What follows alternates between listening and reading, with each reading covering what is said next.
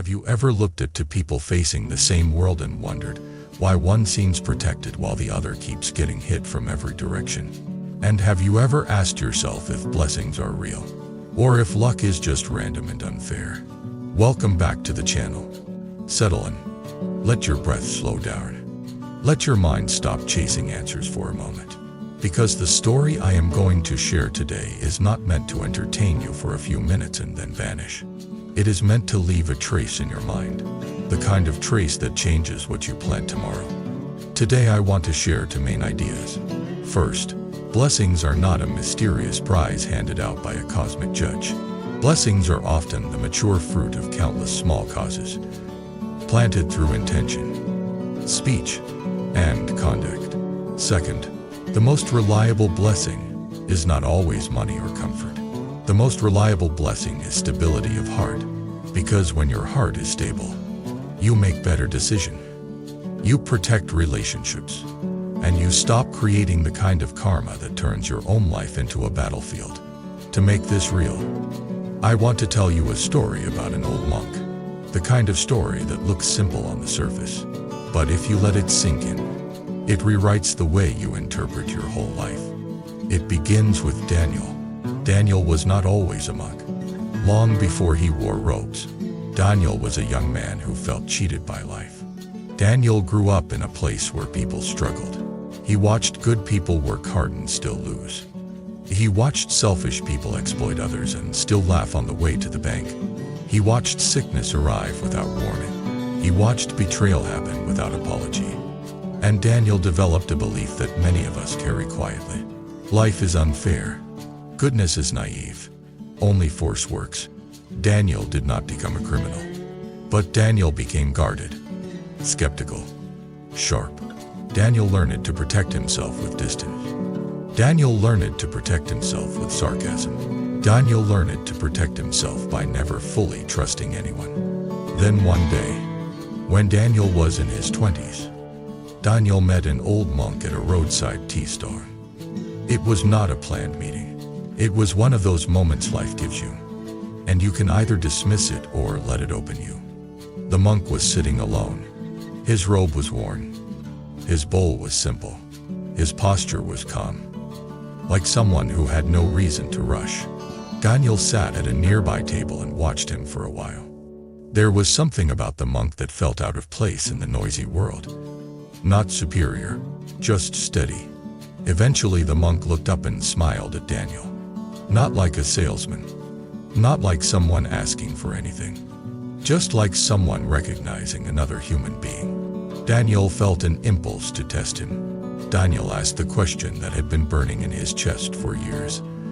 If karma is real, why do bad people get away with things? Why do good people suffer?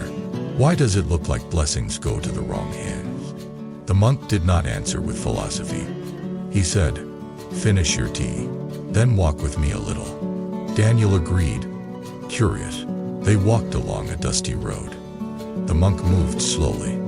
Daniel moved impatiently. After a few minutes, the monk pointed ahead. On the side of the road, there was an old woman carrying a heavy bundle. Her steps were small. Her shoulders were bent.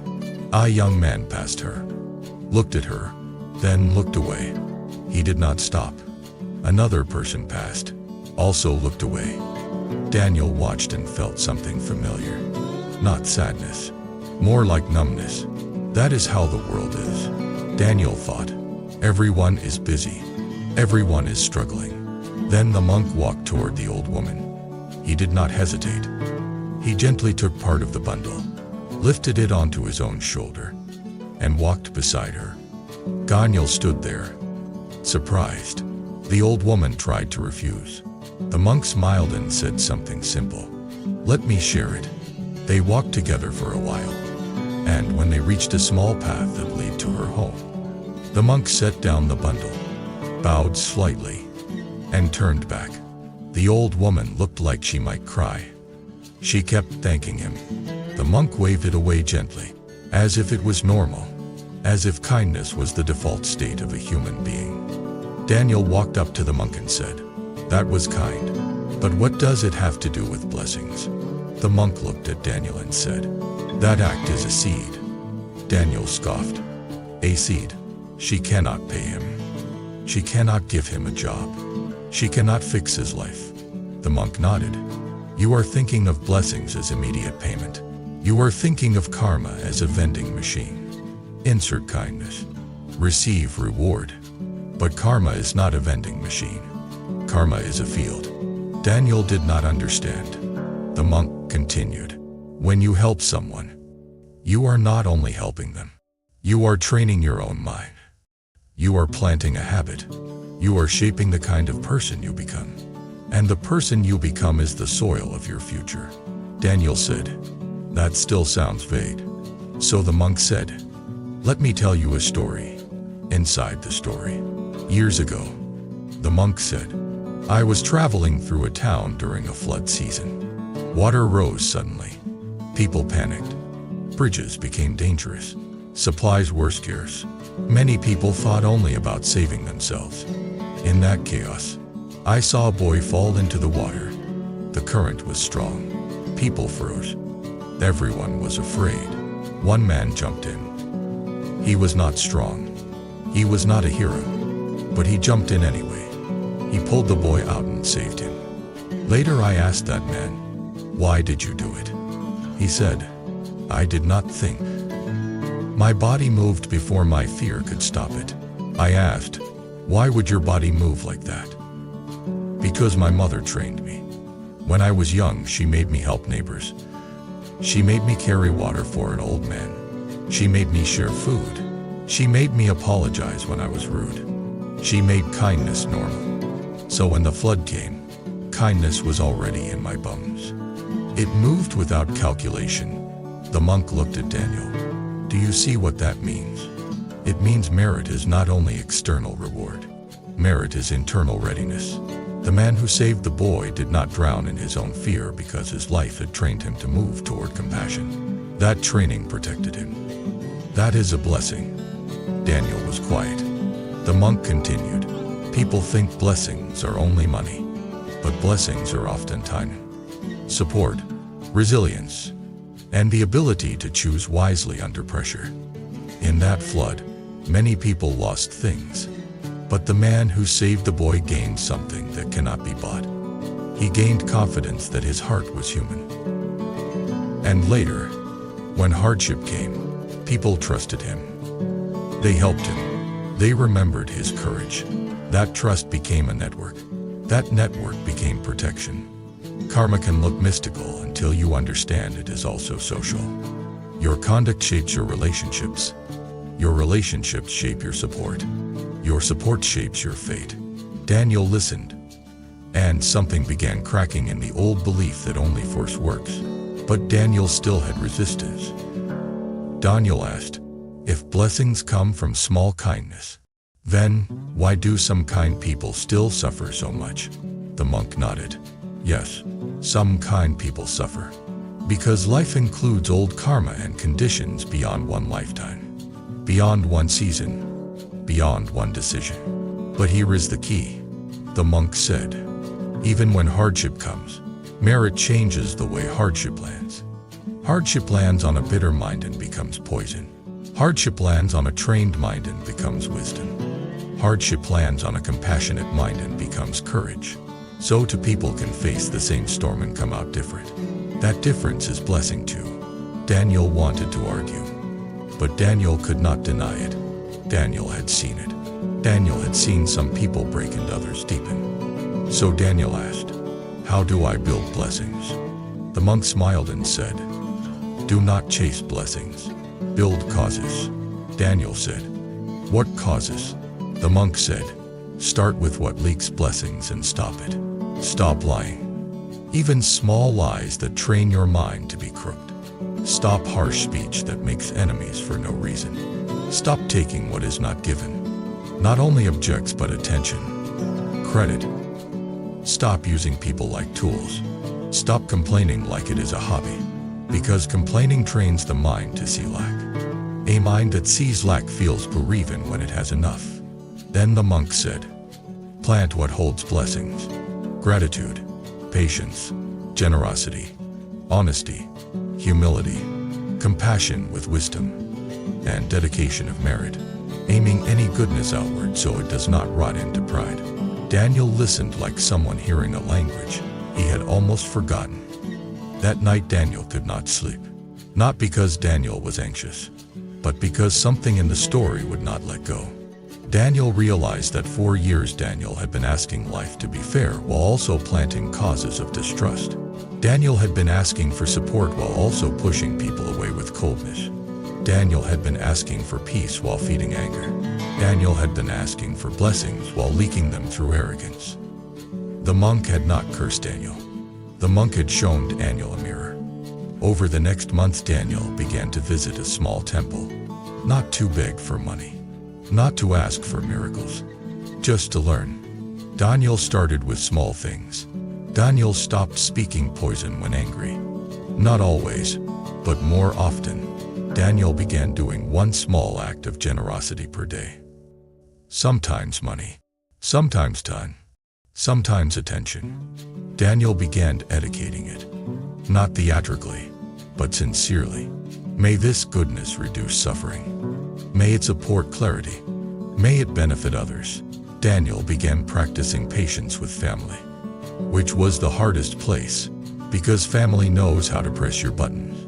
At first nothing dramatic happened. Life did not suddenly become easy. But Daniel noticed something. The mind became less heavy. And because the mind became less heavy, Daniel made better decisions. Daniel stopped impulsive choices. Daniel stopped burning bridges. Daniel began repairing relationships. And as relationships repaired, support appeared. A friend offered help with a job late. A colleague started trusting Daniel more. A neighbor showed kindness when Daniel needed it. It was not magic. It was cause and effect. Daniel began to see blessings, not as lottery tickets, but as a field. Then years later, Daniel became a monk. Not because Daniel escaped the world, but because Daniel realized the greatest work was training the heart. And here is the part of the story that makes it unforgettable. One winter, when Daniel was an old monk traveling between temples, a storm came. Snow fell hard. Roads became dangerous. Daniel was alone on the road with a small bag and thin shoes.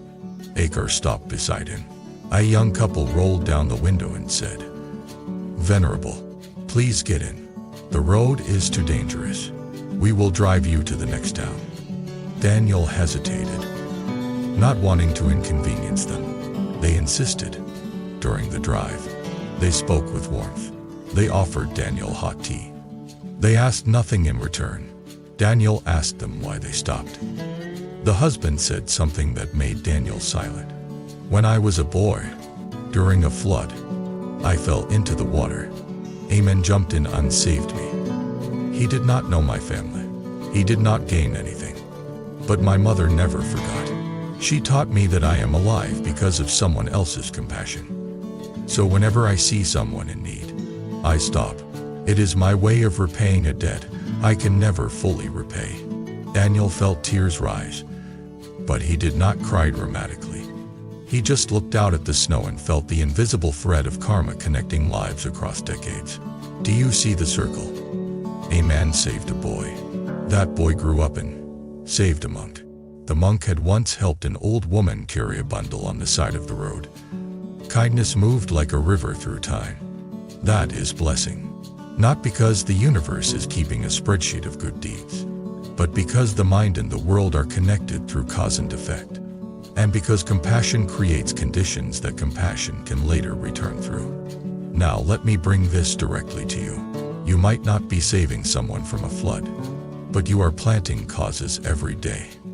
Every time you choose patience instead of snapping, you plant. Every time you choose honesty instead of a convenient lie, you plant. Every time you choose generosity instead of stinginess, you plant. Every time you choose to stop gossip, you plant. Every time you apologize, you plant. Every time you show up for someone without keeping score, you plant. And every time you poison your own field with resentment, harshness, and entitlement, you plant that too. So if you are asking where blessings come from, the answer is simple and challenging. Blessings come from causes, and causes are planted in ordinary motives. The reason many people do not feel blessed is not because the universe hates them. It is because their bucket leaks. They might work hard, but they leak blessings through speech that cuts people. They might pray, but they leak blessings through greed. They might want peace, but they leak blessings through anger. So do not only ask for blessings, ask for wisdom to stop leaking them. Now let us land this with a practical reflection. If you want to build a field of blessing, start with one small daily vow. Today I will not speak poison. Today, I will do one act of generosity. Today I will hold one moment of patience when I am triggered. Today I will dedicate any goodness outward. Do not wait for a perfect day. Plant in the day you have, because the field is built by consistency, not drama.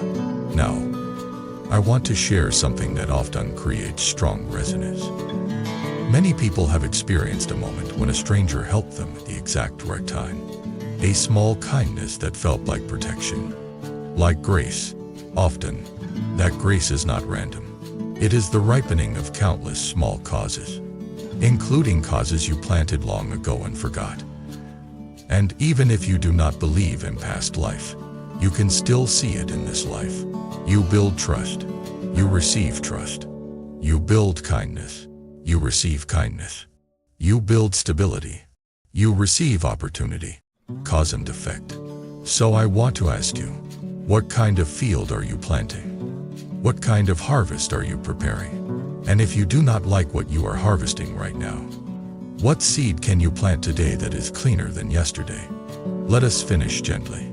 If you felt moved by Daniel's story, let it become action. Even one small action. In the comments, share one moment when kindness came back to you in an unexpected way. Or share one habit you want to change so your blessings do not leak. If you want more long-form stories like this, subscribe and like the video. And if you want to support the channel so we can keep making these deep dives, consider becoming a member. May your heart be kind. May your mind be clear. May your causes be clean. And may your life, little by little, become a place where blessings can land and stay. At the end of the day, we all need something that brings us back to ourselves. Something that reminds us to slow down, breathe, and stay centered. Simple bracelet can do exactly that.